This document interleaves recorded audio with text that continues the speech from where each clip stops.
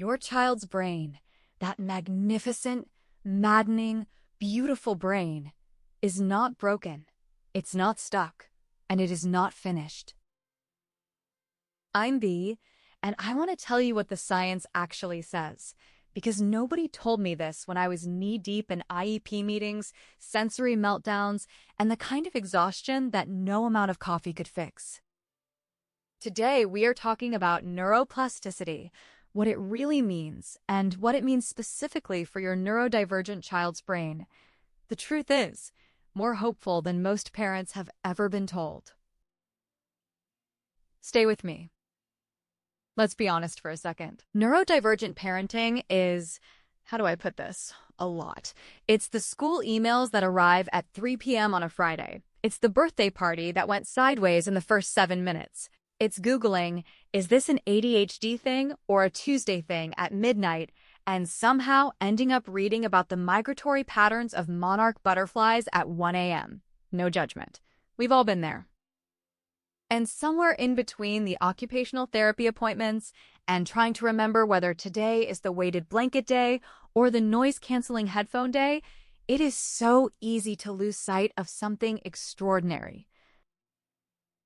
Your child is growing a brain in real time, and the science of how that happens, it will blow yours. Neuroplasticity. It's a big word for a simple and stunning truth. The brain has the ability to physically change, to form new connections, to rewire, to strengthen pathways that were once quiet, and quiet down ones that were overfiring. This is brain rewiring, and it is happening in your child's head right now. For a long time, scientists believed the brain was mostly fixed after early childhood, like concrete. Once it's set, it's set. But study after study has overturned that idea entirely. The brain is not concrete. It is more like a living forest, constantly growing, pruning, and responding to its environment. Here's where it gets personal for parents like us. The ADHD brain, the autistic brain, brains with dyslexia, sensory processing differences, and other neurodivergent wiring. These brains are not less plastic. Researchers have found they are often more responsive to experience and environment. Not worse, different, and in some remarkable ways, more adaptive. Think of it this way. A river doesn't take the easiest route because it's lazy. It takes the route shaped by its landscape, and over time, it carves something entirely its own. Your child's brain is doing exactly that. Now, here is something that often gets lost in all the noise around early diagnosis and intervention. Brain development in children doesn't happen on a single fixed timeline. Yes, early childhood is a powerful window. The brain is building at a pace it will never quite match again. But the research is increasingly clear. There is no expiration date on growth.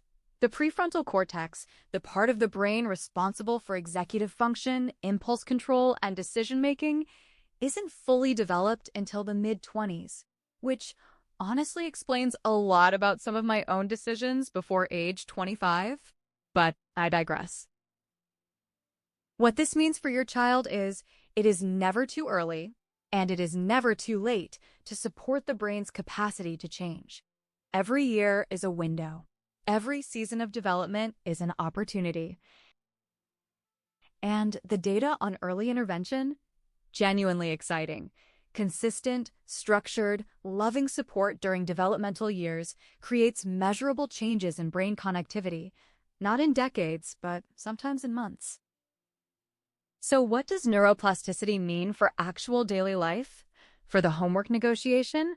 For the transition from screen time to dinner that somehow always becomes an event?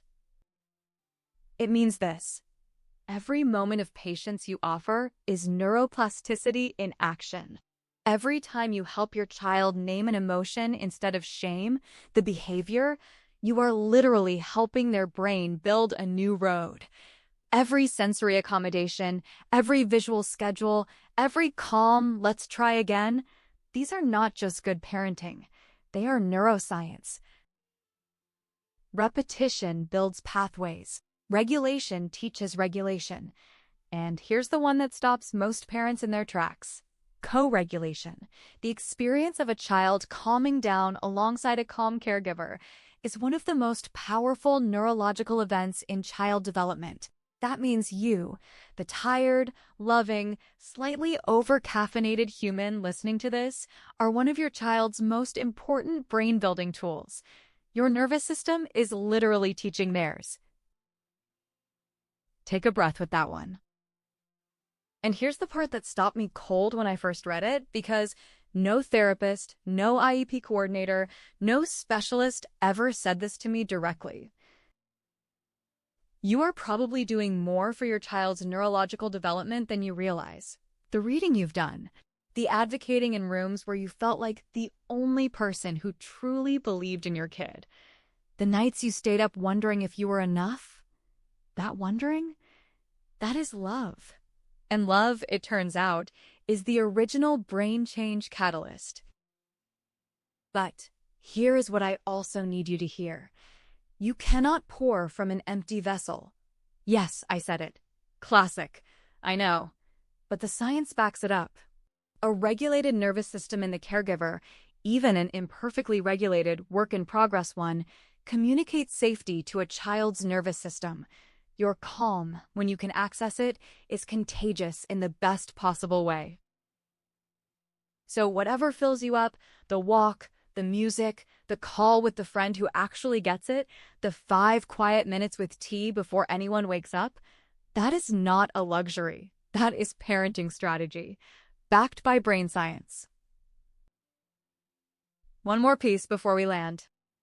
Studies using neuroimaging with neurodivergent children have tracked real, measurable changes in brain connectivity following targeted support programs in children on the autism spectrum, in children with ADHD, in children with sensory processing challenges, changes in processing speed, changes in emotional regulation networks, changes in the pathways connecting the thinking brain to the feeling brain.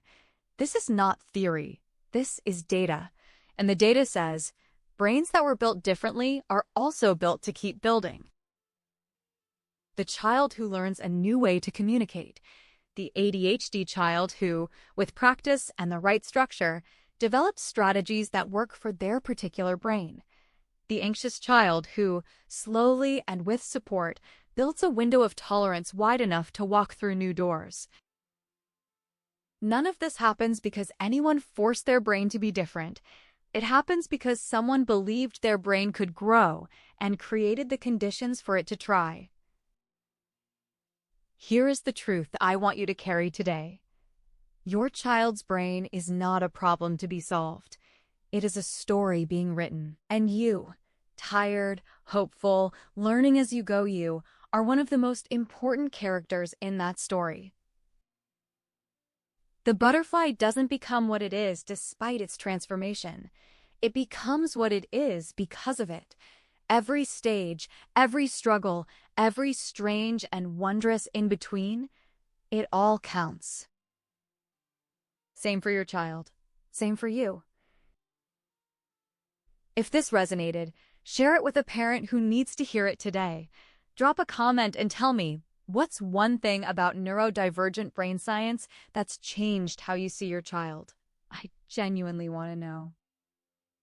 If this is the kind of science you want more of, the kind nobody puts in plain language, hit subscribe. We're just getting started. This is also what inspired my children's book series. Simple stories about big brains, designed so your child can see themselves in the pages. Link is in the description if you're curious. Be as a butterfly, where every brain thrives and every difference is a gift.